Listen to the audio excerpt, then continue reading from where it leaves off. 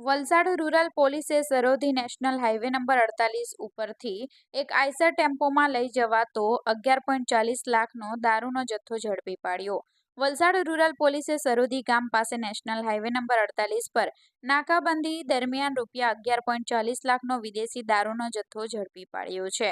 પોલીસની ટીમને બાતમીના આધારે વોચ ગોઠવી હતી. સુરત તરફ જઈ રહેલા એક આઈસર ટેમ્પો નંબર MH0014 ટેમ્પાને અટકાવવાનો પ્રયાસ કર્યો. ટેમ્પોની તપાસ કરતા તેમાં બાથરૂમ સેટ અને પુઠ્ઠાના બોક્સની આડમાં છુપાવેલો વિદેશી દારૂનો જથ્થો મળી આવ્યો હતો.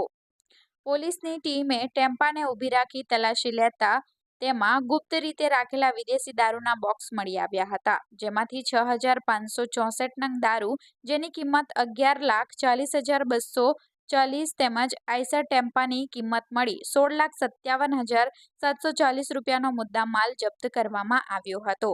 તેમજ આ સમગ્ર ઘટનામાં ટેમ્પા ચાલક તેમજ દારૂનો જથ્થો મંગાવનાર અને મોકલનાર શખ્સોને વોન્ટેડ જાહેર કરી શોધખોળ હાથ ધરવામાં આવી છે.